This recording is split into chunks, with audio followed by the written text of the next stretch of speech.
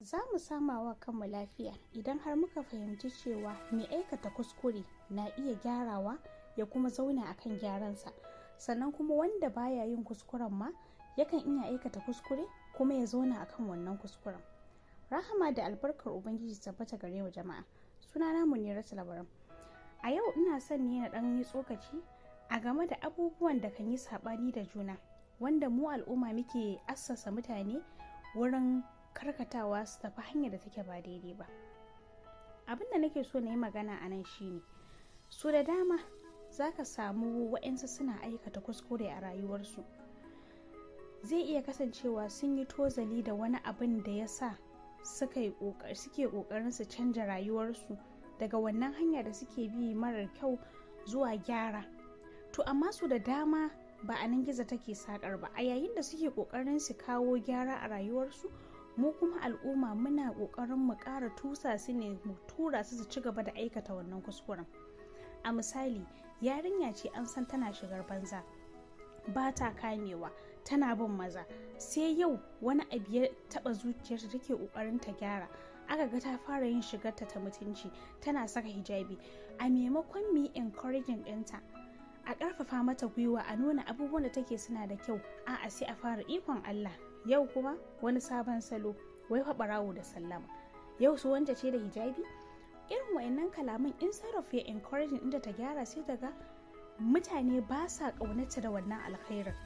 Pushin ɗinta ake ta koma ta ci gaba da rayuwa da take, kuma in tana wacce rayuwar da ya zaginta ake, ta yi ƙoƙarin kuma ta gyara, shi ma dai sharhi kuke mata akai.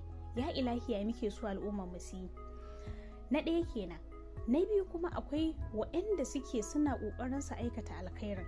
Bai ma'ana mace ce maybe take yin shigar mutunci, take shigar arziki, kowa an santa a kama take, sai wani kaddara ya aukan mata, ba waliya ba ce, ko kuma shi namijin yana kama kansa ba waliyi ba ne, sai ya kasance an same ta da aikata wani saɓani wanda bai kamata da irin ɗabi'un da aka santa da shi ba, ta aikata kuskure.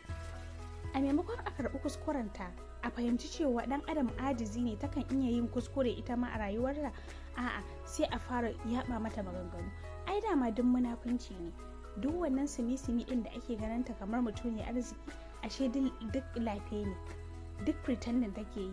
Yanzu gashi nan, waye ya tsammanin wanta za ta aikata kaza, ko kuma waye ya tsammanin wanda zai aikata kaza. Wannan shi zai saka kuma cewa instead of macen ta yi ƙoƙarin ta gyara, ko kuma shi namijin ya ƙoƙarin ya gyara, irin wa'annan kalaman da muke jifansu da su, instead of a sami gyara, sai ya kasance an kuma ɓata al'umma. Ya kamata mu yi wa kan karatun ta nutsu, mu san irin kalaman da za mu amfani da su wurin gyara in za mu yi wa al'umma gyara. Su da dama mutane kowa tashi tana to kowa ta kan yake. Abu kaɗan za ka gaya wa mutum ka harzuka shi. So da dama ina gani ko a irin social media ɗin nan, mace za ta aikata abu mara kyau, ko za ta yi shiga mara kyau, instead of a bata correction in a very disciplined manner, a'a sai a fara binta da wata magana, ji banza, karuwa, kaza. Wanda inda za mu bi su da kalamai na ladabi da mutuntawa, za su gyara. Amma irin wayannan kalaman da muke jifan mutane da shi, hakan ba zai taɓa kawo gyara ba, sai dai ya kuma ɓata tarbiyyarmu. Allah ya sa mu ji kuma mu gyara. Na gode. Bisalam. Za mu sama wa kanmu lafiya idan har muka fahimci cewa mai aikata kuskure na iya gyarawa ya kuma zauna akan gyaransa, sannan kuma wanda baya yin kuskuren ma yakan iya aikata kuskure kuma ya zauna akan wannan kuskuren. Rahama da albarkar Ubangiji tabbata gare mu jama'a. Sunana Muniratu Labaran. A yau ina son ne na ɗan yi tsokaci